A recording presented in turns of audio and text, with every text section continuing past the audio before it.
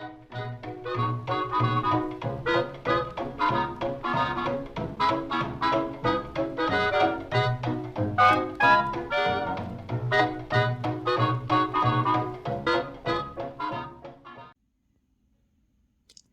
all, it's Vintage Vinny, and welcome to another antique store haul. Everything I'm going to be sharing with you all came from one of my favorite vendor malls in town. I can usually get some pretty good stuff at pretty good prices. The only bad thing about it is that those good prices add up, and I spent $142.99. So without further ado, let's get started. For only $5, I picked up a set of Lustroware canisters. Flour, sugar, coffee, and tea are all here. I have a thing for vintage canister sets. I don't know what it is. I've got quite a few of the sets. And it's really funny to see the sizes of the different canisters and what the ingredients are on them. Because in today's world, working for Marshalls, I see the Ray Dunn canisters. And the largest ones that come in those sets nowadays, it's coffee, then flour, then tea, then sugar. Back in the 50s and 60s, flour, sugar, coffee, and tea. I mean, it's completely in a different order and in a different size canister. So when I see these, and I really like the font of the lettering on them, I couldn't say no for $5. The only problem with it is that the coffee canister does have some melt marks on that inner rim that helps close it, but you can't see it. And then you can see there's also some wear on the handles here. But other than that, this set is in pretty darn good shape, and $5 was a steal of a deal. And the last larger item we're going to be taking a look at is probably my favorite. It's this DeLong bobby pin and safety pin store display. I did pay $25 for it, which I thought was a very good price.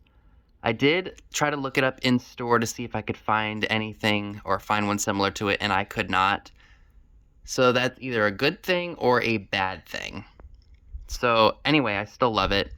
Some of the bobby pin cards are a little bit newer, like these ones right here, probably from the 80s or 90s. Same with these ones. So I will more than likely be pulling those off of here and sending those to a friend who likes the 80s and 90s stuff. And then these I think are original to it. Well, they just say McCrory safety pins, but they go with the display really well. And then I really like the graphics on this one right here. Diane Deluxe bobby pins with the rubber tips. And then this one is Ruth Berry's bobby pins. Very 60s. I love that. So I felt that $25 was a steal of a deal for this. You all know I'm a sucker for vintage ephemera, and I've got a stack of magazines. I paid $2 a piece for them. Most of them are the Saturday Evening Post from about circa 1948. So this is the first one. I really like the look of the front cover of this. It looks like they're either cleaning out a shed or they are, I guess, getting prepped for a yard sale, it looks like, almost. This one is really cool too. I like the look of the old school grocery store, and it just, you don't see this kind of stuff anymore in America. And this one's from November of 48. Now this is a different magazine. This is Household from August of 1947. Definitely very springy with those flowers on the front of it. Again, I love flipping through these old magazines and just getting a taste of what it was like to live back in the post-war era. Now look at them kitties. Aren't they cute? This is a Woman's Home Companion magazine from October of 1953.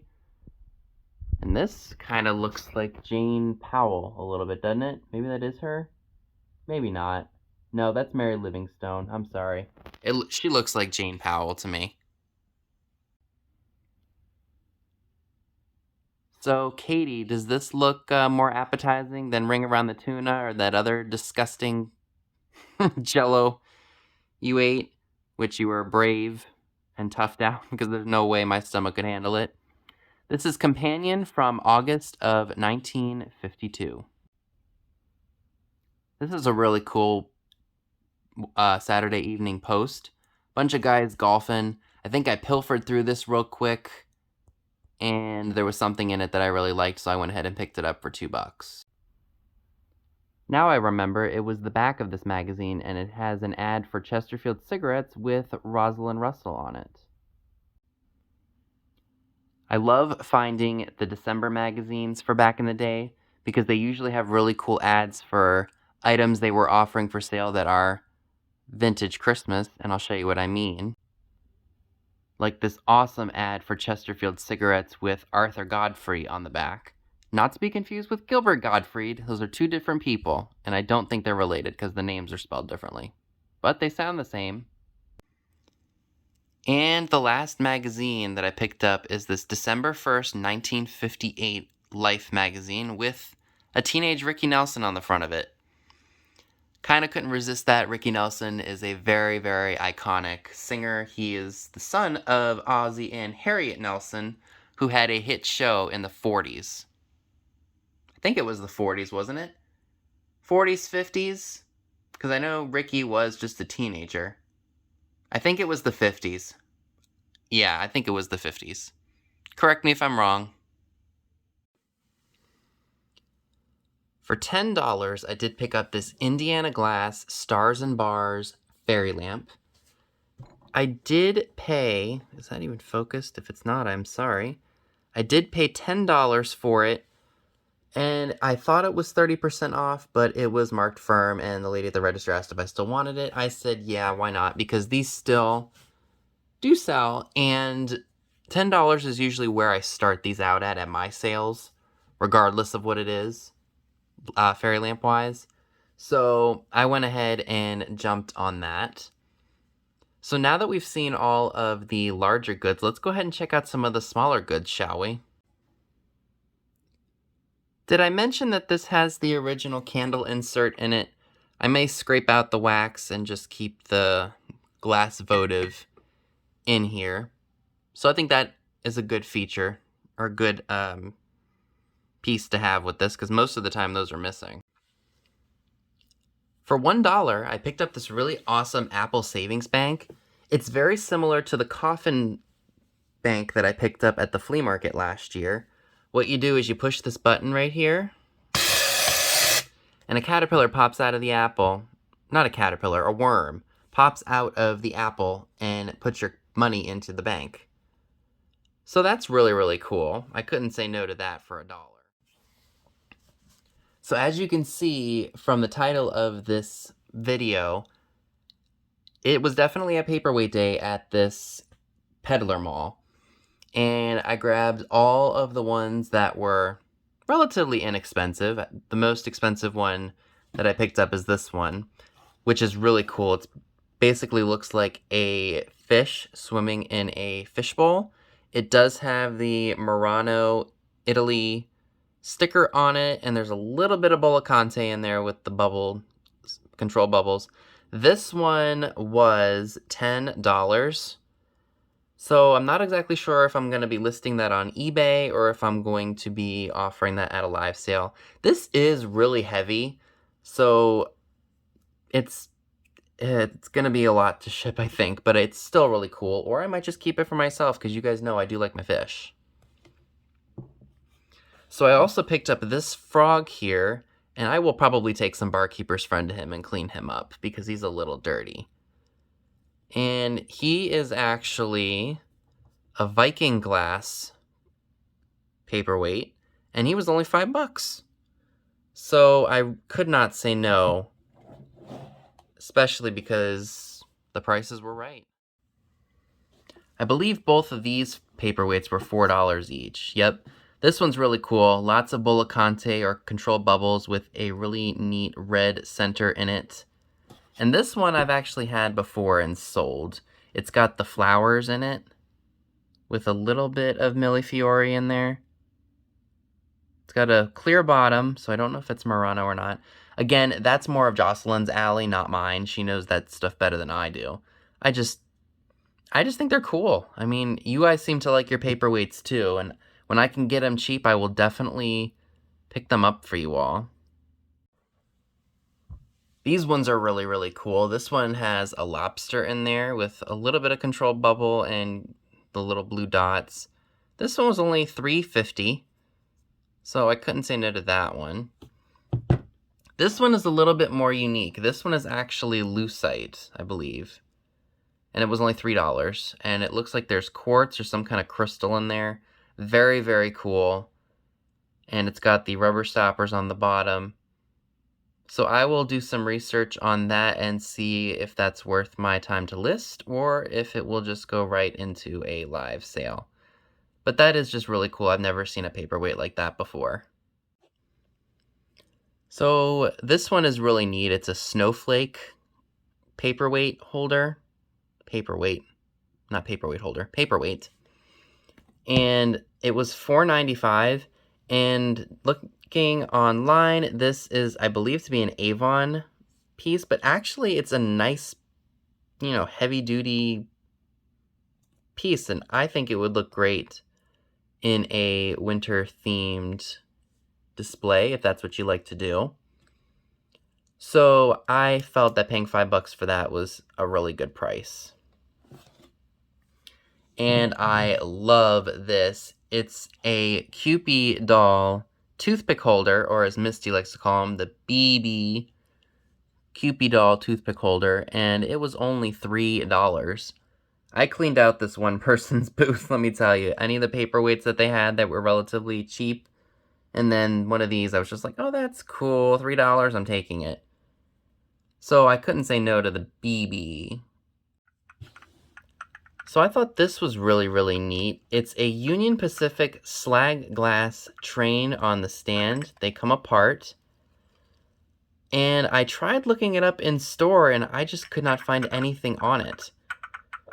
So I went ahead and jumped on it for $14.95 because I love the color.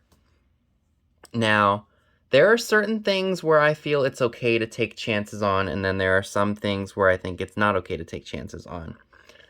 Like this past Sunday, I went to an indoor flea market. I guess you could call it an indoor flea market because there's 2 buildings that you could walk into. And there's a really cool sign in there that I really, really would like. It's all in old wood frame, in an all old wood frame. Does that make any sense? You guys get what I mean. And the picture was really pristine. The colors were fantastic. And they had $200 on it. I tried to look it up to see if I could find anything similar to it, and I just couldn't. So taking a big leap like that, when you can't find anything on it, to me is not worth the trouble of spending $200 and then being out $200 when you either paid exactly what you should have paid for it, or there's just nothing out there to give you enough information to say, hey, that's when this was made and such. So I left it behind. But something that's this rather minuscule at $15 is pretty, it was worth taking a chance on because it is such a neat piece. And again, to me, it appears to be unusual because I can't find another one. And I love the color of this. I picked up this really awesome lantern. I believe it is battery operated, but I'm not exactly sure how to get the batteries in it to see if it works. There's a switch to turn it on and off. I did pay $8.10 for this, and I'm pretty satisfied with that because it's a neat piece. I think it would look great at Christmas time or even in maybe even Halloween time. If only I could figure out, maybe this screw has something to do with it. Yep, I think it does, because you can I'm not even sharing it with you all. That screw up here, I think, can get you to take it apart so you can put the batteries in it. Well, I figured that out on camera. That's a first. Now this is something that's been sitting at this mall for quite a while. Now Jocelyn did pick one of these up at Interstate 81, and I think she paid like $4 or $5 for it. Now, I paid $15.20 for this. $15.20? Let me look on the receipt here. No, it was $14.40. I think it was 20%. I'm sorry, not 10%. Yeah, so I paid about $14.40 for this Deco cat creamer, and it's marked, I'm going to probably butcher that, Erfila, Germany. And I did look it up to see if I could find another one, and I just couldn't. So I take it's a rather harder piece to find. But then again, anybody could say that about anything. Overall, really good shape, minor paint wear. There's a hole up here, and then just some light paint loss there. But it's a really neat piece of deco, I think. And when you can't find something online and you've seen it in the shop for quite a while and you're like, okay, maybe today's the day you should just buy it. That's what I told myself with the cigarette cards the last time I was there. They'd been there for a while and I really, really wanted them. And when you find stuff that you can buy to make money and pay for your keepsakes, it's okay to pay up. So at least that's how I feel about it. Because if you're buying a lot of stuff to make money and you want to buy a couple of more extravagant items, or you want to buy something that's kind of at retail, but you don't want to have to pay the shipping for it online, I say go for it. That's the beauty of being in this resale business, is that you can make money, buy things to pay for items that you're keeping, even though you paid up for them. I've done that numerous times with things that I've bought. And I love being able to make my money back and then some, and being able to pay for my extravagant purchase. So I've got one more set of items that we're going to be looking at, and that will be it for this video. For $3, I did get a bag of vintage greeting cards. Let's go ahead and take a look at them, shall we? The baggie says they are birthday cards, so let's go ahead and check out these really awesome birthday cards, shall we? Happy birthday, 2-year-old. I like that he's driving a peddler, or not a peddler car, a pedal car. And this is a Forget-Me-Not brand card. I've never heard of them. And, oh, let me focus up here. And this is from Cleveland of USA. Cleveland, Ohio. Happy birthday, now you are 2. This one is a Lester Lane card. I love the Humpty Dumpty one. I love these anthropomorphic looking things. They're just fun and kitschy and just not made like they used to be. And there's a Bun Bun card. You guys know I love my Bun Bun stuff since we've had Dusty. Which, by the way, if you want to see her quote-unquote up close, go ahead and watch the latest Vintage Rescue Squad. I was on with Misty, Michael, and Miss Pam from Pamela Blanchard, aka Oak Grove Mercantile. And she was on with me for the first, I'd say 10-15 minutes, and then she just kind of made me a little hot, and she just wanted to get down. So we've got another happy birthday 1-year-old. This one is a Paramount card. This one is very 1960s, just judging by those bright colors. This looks like a Hallmark. Nope, it's a Forget-Me-Not card. Now that you are 3. That's a Paramount card as well. Your first birthday. She looks thrilled to be holding on to that cupcake. That's a Norcross. And then this one, I'm pretty sure Misty is probably cringing at because it's a clown. Well, jack-o'-lantern. Jack-o'-lantern. Jack in the Box.